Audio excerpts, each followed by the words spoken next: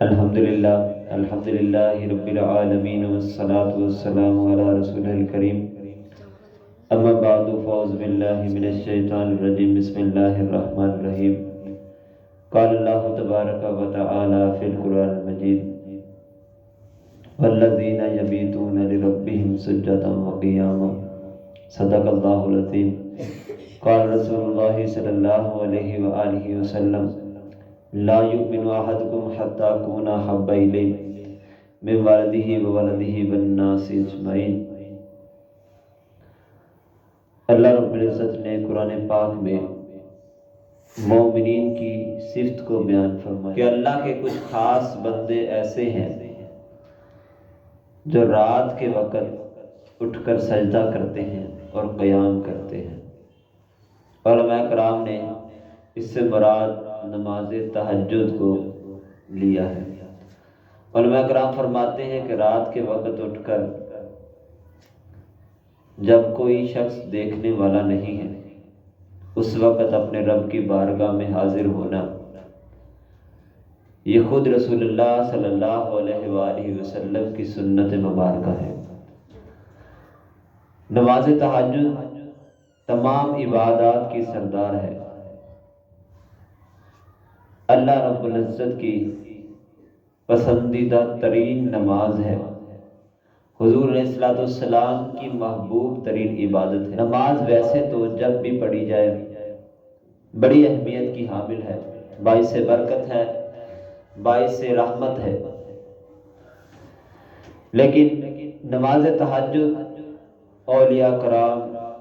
فقہاء اعظام، محدثین کو وہ بلند مقام تک پہنچاتی ہے۔ علماء کرام کو، اولیاء اعظام کو وہ منزلیں طے کرواتی ہے یہ نماز جو کسی دوسرے راہ پر انسان کو بامشکل ملیں گی۔ اور جب کوئی شخص اس نماز کو پڑھنے کا عادی ہو جاتا ہے تو جب وہ یہ نماز پڑھتا ہے تو اس کے اوپر رحمتیں برستی ہیں، اسے اس طرح سے لگتا ہے کہ ساری رحمتیں جو ہیں وہ اسی کی جھولی میں آ گر رہی ہیں۔ اللہ رب العزت کی رحمت خاص اسی کے سر کے اوپر بسیرا کیے بیٹھی ہے، اور انسان اپنے اندر خوشبوؤں کو محسوس کرتا ہے۔ اندر بوٹی مشک مچایا تے جاں پھلاں تے آئی ہو۔ فرماتے ہیں جس طرح بوٹی جو ہے وہ انسان کے دل کے اندر خوشبوئیں بکھیرتی ہے، نماز تہجد پڑھنے کے بعد بھی انسان کے جسم اور روح سے خوشبوئیں نکلنا شروع ہو جاتی ہیں۔ انسان خود کو پھر معطر سمجھتا ہے، اور وہ رحمتوں کی جب فضا حاصل کرتا ہے تو دنیا کی تمام رنگینیاں اس کے سامنے ختم ہونا شروع ہو جاتی ہیں۔ اس وقت وہ سارے دن کی جو اس نے عبادت کی ہوتی ہے، سارے دن میں اس نے فجر پڑھی، ظہر پڑھی، عصر پڑھی، مغرب پڑھی، عشاء پڑھی، تمام نمازیں اس نے پڑھی، باجماعت پڑھی، لیکن جو رات کے وقت اٹھ کر وہ اکیلا، جب اسے کوئی دیکھنے والا نہیں تھا، تب اس نے جو نماز پڑھی اسے جو سرور نصیب ہوتا ہے وہ پانچوں نمازوں میں شاید ہی کہیں نصیب ہوتا ہو۔ سبحان اللہ۔ السلام کو یہ عبادت اتنی محبوب تھی کہ حضور علیہ السلام کثرت سے اس کا اہتمام فرمایا کرتے تھے۔ اللہ رب العزت نے قرآن پاک میں ارشاد فرما دیا، یا ایھا المدثر قم فانذر، اے حبیب آپ ساری رات کھڑے ہو کر اللہ رب العزت کی بارگاہ میں عبادت کرتے ہیں، اے حبیب تھوڑی دیر آرام بھی فرما لیا کریں۔ یعنی حضور علیہ السلام نے سارے دن میں اپنے اہل خانہ کے کام بھی کرنے ہیں اور دعوت و تبلیغ کے کام بھی کرنے ہیں، اور حضور علیہ السلام نے باقی بھی دوسرے امور بجا لانے ہیں، لیکن اس کے باوجود حضور علیہ السلام نے رات کو کھڑے ہو کر وہ نماز پڑھنی ہے جس کے لیے حضور علیہ السلام رات کا انتظار فرمایا کرتے۔ کنز الاعمال میں حضور علیہ السلام کا فرمان مقدس موجود ہے۔ آقا کریم علیہ السلام نے ارشاد فرمایا، آدھی رات بندہ جب اٹھ کر 2 رکعت نماز پڑھتا ہے تو اسے یہ دنیا کے اندر جو چیزیں پڑی ہوئی ہیں ان تمام چیزوں سے وہ بہتر ہے۔ دنیا کے اندر کتنی کتنی پائیدار چیزیں پڑی ہیں، پہاڑ، زمین و آسمان، انسان کا مال و دولت، اتنی بلند عمارتیں، اس کے باوجود حضور علیہ الصلوۃ والسلام نے ارشاد فرمایا جو شخص رات کے وقت اپنی نیند کو چھوڑ کر 2 رکعت نفل پڑھتا ہے تو اس کے لیے یہ دنیا کے اندر جتنی رنگینیاں موجود ہیں تمام چیزوں سے بہتر ہے۔ سبحان اللہ۔ حضور علیہ الصلوۃ والسلام نے ارشاد فرمایا کہ اگر مجھے اس بات کا خوف نہ ہوتا کہ میری امت کے لیے نماز تہجد ادا کرنی مشکل ہو جائے گی تو میں یہ چاہتا کہ یہ لوگ صبح اٹھ کر جس طرح سے فجر پڑھتے ہیں اسی طرح تہجد کی نماز کی بھی پابندی کرتے۔ سبحان اللہ۔ یہ نماز نبی علیہ الصلوۃ والسلام کو کتنی محبوب تھی۔ حضور علیہ الصلوۃ والسلام نے فرمایا اگر مجھے یہ فکر نہ ہوتی کہ میرا امتی مشکل میں آ جائے گا تو میں اسے یہ کہتا کہ یہ تمہارے لیے اسی طرح 5 نمازوں کی طرح یہ نماز بھی تمہارے لیے فرض ہے۔ اتنا عظیم وقت، اتنی بابرکت گھڑیاں، حضور علیہ الصلوۃ والسلام نے فرض نماز جتنی اس نماز کو اہمیت دی، اور حضور علیہ الصلوۃ والسلام خود فرماتے ہیں کہ یہ تو قبولیت کی گھڑیاں تھیں۔ حضور علیہ الصلوۃ والسلام فرماتے ہیں یہ تو قبولیت کی گھڑیاں تھیں جسے بندہ انگڑائیوں کے اندر، جمائیوں کے اندر کروٹ بدلنے کے لیے اور نیند کے آغوش کے اندر گزار دے، اور انسان یہ بھی چاہتا ہے کہ اس کی قسمت جو ہے وہ بدل دی جائے، تو وہ کیسے بدل ہو سکتی ہے جب اس نے اپنی زندگی کے ان راستوں کو طے ہی نہیں کیا۔ اپنی قسمت کو، اپنی تقدیر کو، اپنے رزق کو انسان حاصل کرنا چاہتا ہے تو اسے چاہیے کہ وہ سورج کے جاگنے سے پہلے جاگ جائے، یعنی وہ جب اٹھے گا تو سورج کے جاگنے سے پہلے اسے اللہ کی رحمتیں ملیں۔ بخاری شریف میں حضور علیہ الصلوۃ والسلام کا یہ فرمان مقدس موجود ہے۔ آقا کریم الجبال علیہ الصلوۃ والسلام نے ارشاد فرمایا کہ رات کے وقت ایک ایسی ساتھ ہوتی ہے، ایک ایسی گھڑی ہوتی ہے جس کے اندر اللہ رب العزت سے بندہ جو سوال کرتا ہے اللہ رب العزت اس کو عطا فرما دیتا ہے۔ اور بندے کو جب رزق چاہیے تو وہ جس گھڑی میں ملنا ہے، جس وقت میں ملنا ہے، انسان اس وقت سوتا رہے۔ اس کی مثال اسی طرح جیسے کسی شخص کو سارا دن کام کرنے کے بعد شام کو پیسے ملنے تھے، تنخواہ ملنی تھی، پورا مہینہ کام کرنے کے بعد شام کو تنخواہ ملنی تھی، اور اس شخص نے صرف اپنے آرام کی خاطر اپنی تنخواہ کو جو ہے وہ چھوڑ دیا،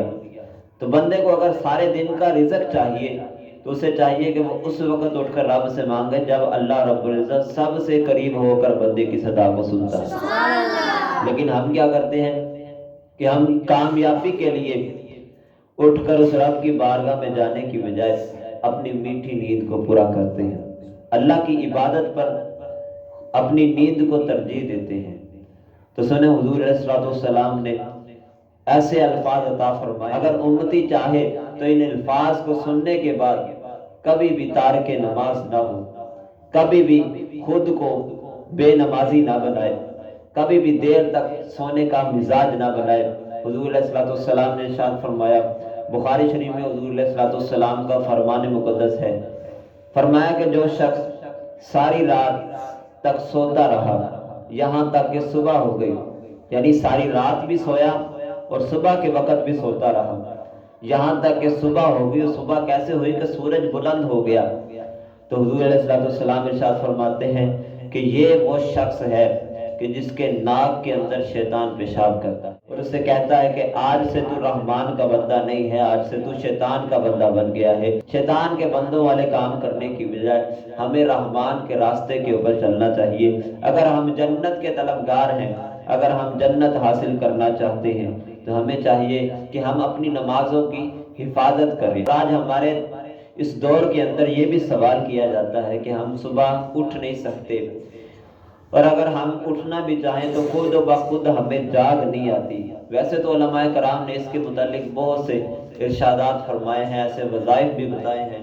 کہ جو پڑھے تو انسان کو اللہ رب العزت کی طرف سے مدد ربی حاصل ہوتی ہے کہ انسان کی آنکھ جو ہے وہ نماز کے وقت کھل جاتی ہے۔ میں یہاں پر آپ سے عرض کرنا چاہوں گا کہ صبح کے وقت اگر کسی شخص نے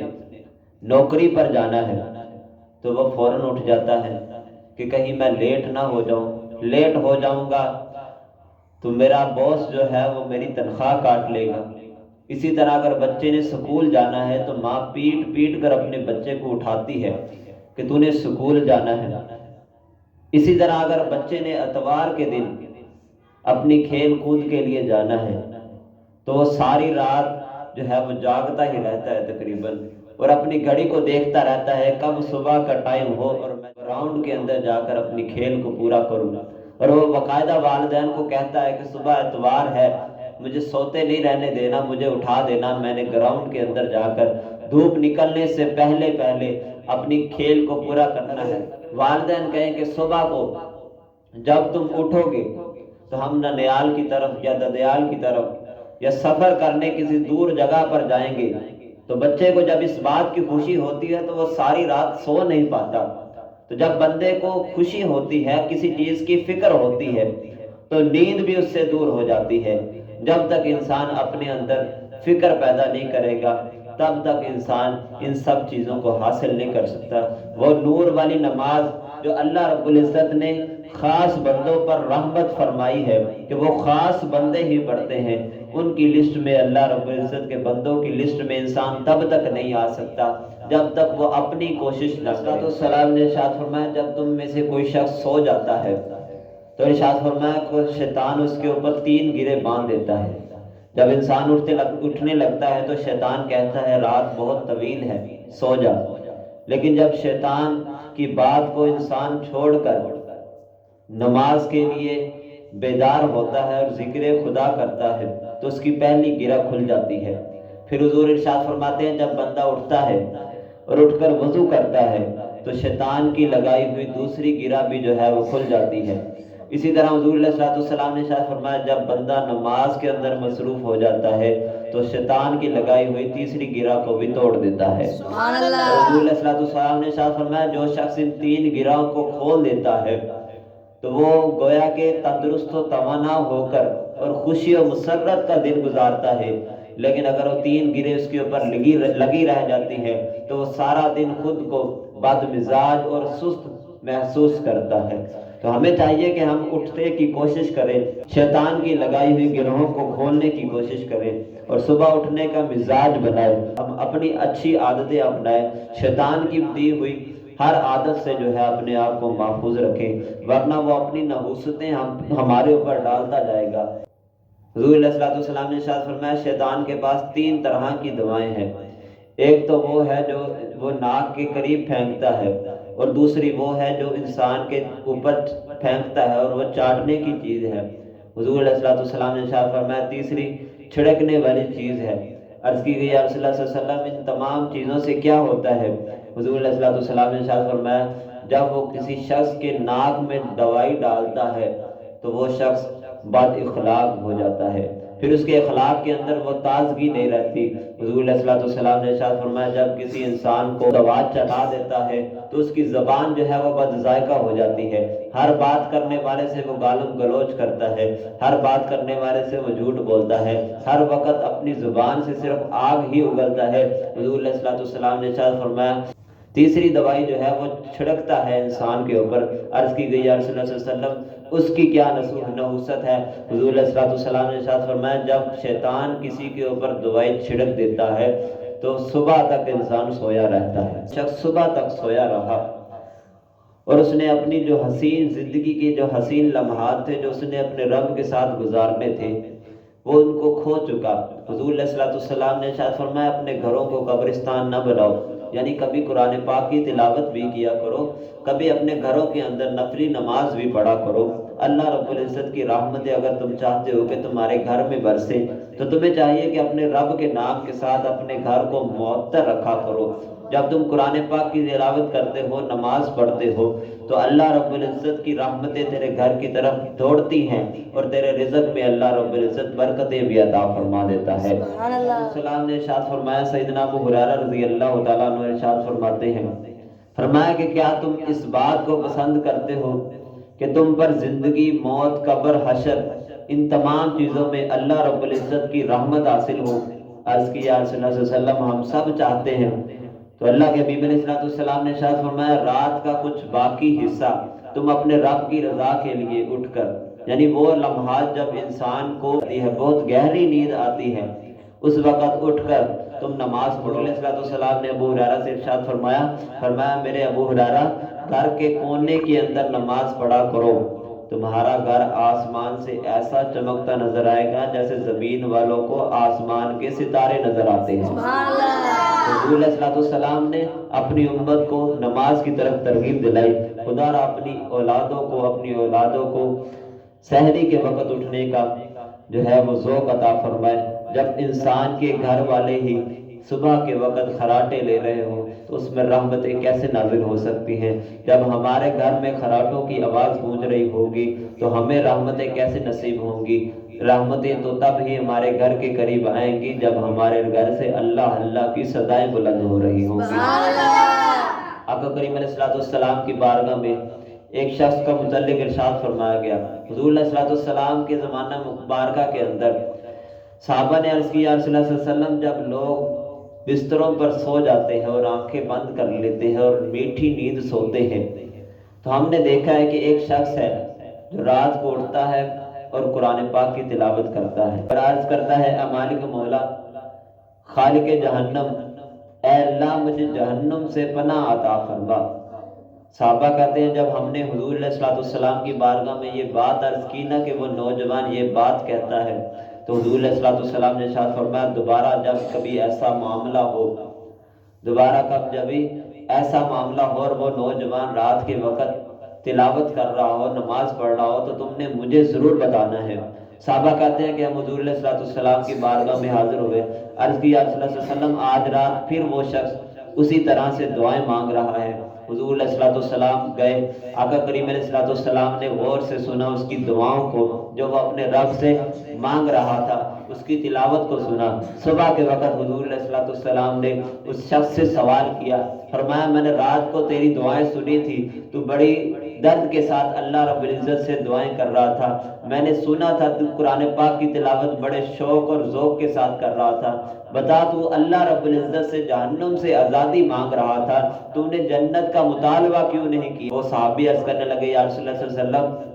میرے اعمال اس قابل نہیں ہے کہ میں اپنے رب سے جنت کا طلبگار ہوں۔ حضور علیہ الصلوۃ والسلام کی بارگاہ میں اسی وقت حضرت جبریل امین حاضر ہوئے، عرض کی یا رسول اللہ صلی اللہ علیہ وسلم فلاں آدمی کو خبر دیں اللہ رب العزت نے اسے جہنم سے بھی آزاد کر دیا ہے اور جنت میں داخلہ بھی عطا فرما دیا ہے۔ دعا ہے کہ اللہ رب العزت ہم سب کو عمل کی توفیق عطا فرمائے اور لاڈلی نماز تہجد کی عمل کی توفیق عطا فرمائے، کیونکہ یہ وہ نماز ہے جس کی اذان نہیں ہوتی بلکہ یہ دل کی اذان کے ساتھ پڑھی جاتی ہے۔ وما علینا الا البلاغ المبین۔